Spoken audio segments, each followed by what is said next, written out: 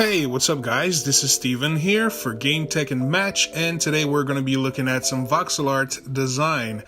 So I've designed a bunch of weapons and some characters as well for the game that I'm working on, that I'm developing by myself, which is Hajime Adventures, and I've showed you guys already some videos and some proof of concept, basically videos for that game, and basically today I'm working on just some assets. And yeah, I spoke to one of my friends that actually does 3D assets and stuff like that, and more on the like artistic side, not really for like practicality or for game design, but yeah, he told me that could be a video that would be interesting to a lot of people, so that's why I'm bringing it forth today to you.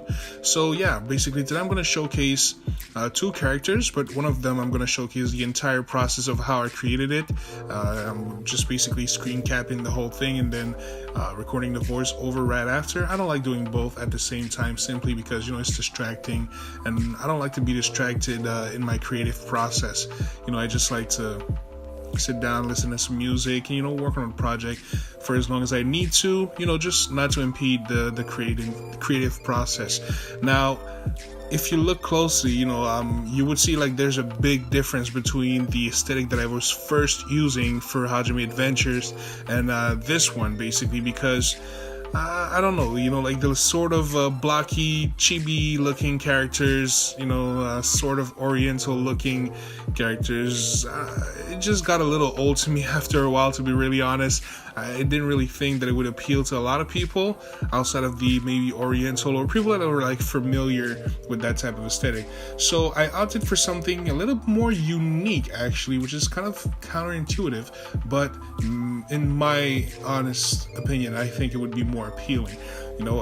I was heavily inspired by there was a game that I saw like brief images about, and it's been like a few years. I can't quite put my finger on the name. I'll see if I can remember.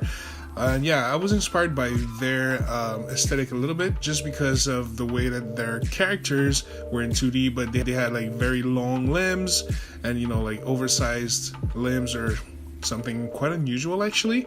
And for voxel art, I feel like it just stands out for some reason. So that's what I'm going for today. And also for the colors and the color palettes that I'm going to be using, I was heavily inspired by Adventure Time, actually, which is a cartoon that I really enjoy. And I just like the aesthetic, to be really honest. I like the aesthetic of how they designed the Finn character. And yeah, basically that's something that I was going for as well. So as an artist, this is something that really compels me, when I can sort of create something unique using as few references as possible. So in this case, I only have two. That mysterious game that I forgot the name of, and Adventure Time, specifically Finn from Adventure Time. So if you look at the weapons that I'm going to be showcasing here, basically there's like a unique feel to it.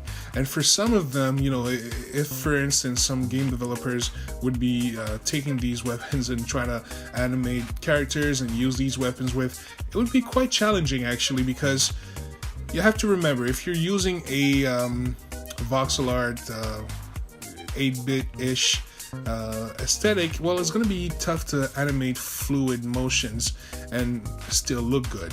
So you want to keep that in mind. So the weapons that I have here, I made some weapons that are two-handed, some weapons are one-handed, some of them are more melee, some of them are more like maybe spell casting weapons, stuff like that, like staffs. And yeah, it's gonna be a challenge, to be really honest, to animate my characters to be using these, simply because you don't want to go for too much of a realistic motion when you animate characters of that aesthetic, simply because it kills the sort of old school nostalgia inducing aesthetic. So you might want to use something a little bit more choppy, but yeah, using these types of weapons with characters like that could be challenging. So that's definitely something that I'm going to have to keep in mind.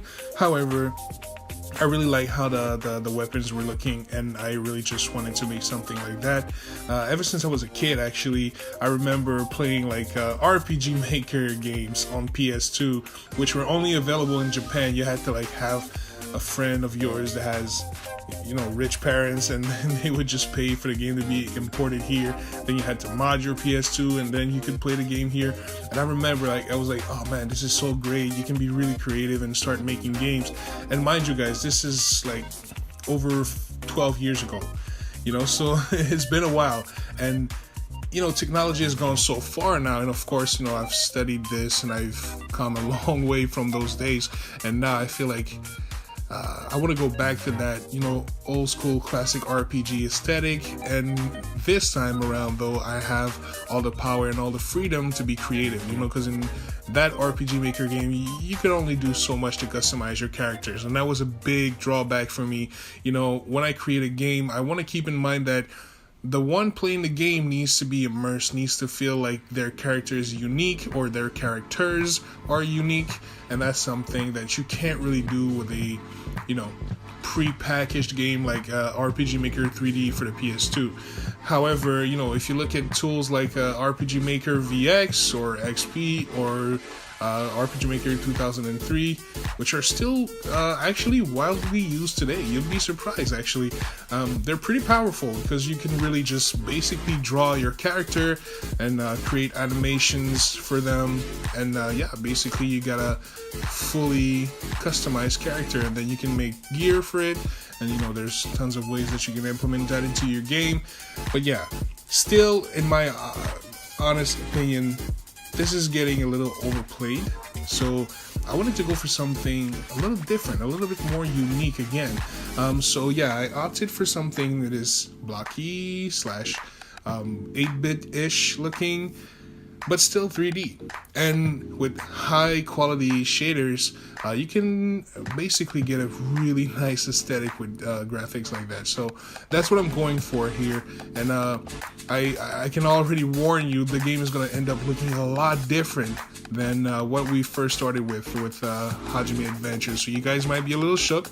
I know a lot of you really like the aesthetic that I brought forth with Hajime Adventures in the first 2 videos. But yeah, we're going to switch it up. It's a risk that I'm really willing to take, because at the end of the day, that's the power of building a game all by yourself, is that you make all the decisions based on what you really like and what you really think would be best for the game. And yeah, basically that would be it for me today. If you guys have any other questions, of course, make sure to leave them in the comment sections, because I read all of those, especially on Reddit. Thank you guys so much for the support.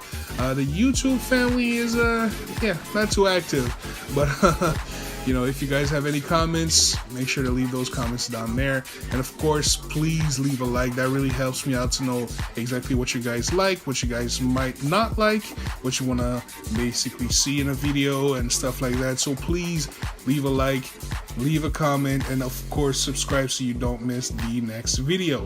I'm going to be uploading more frequently, as I mentioned in the last video, because basically this is a project that I'm working on by myself. So it's really important for me to get your guys' feedback as much as possible, because I don't have anybody else in the room to tell me what's good or what's not good.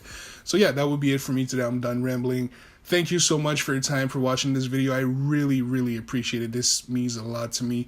Thank you so much. And you can watch the rest of the montage of this character creation. All right, thank you so much, guys.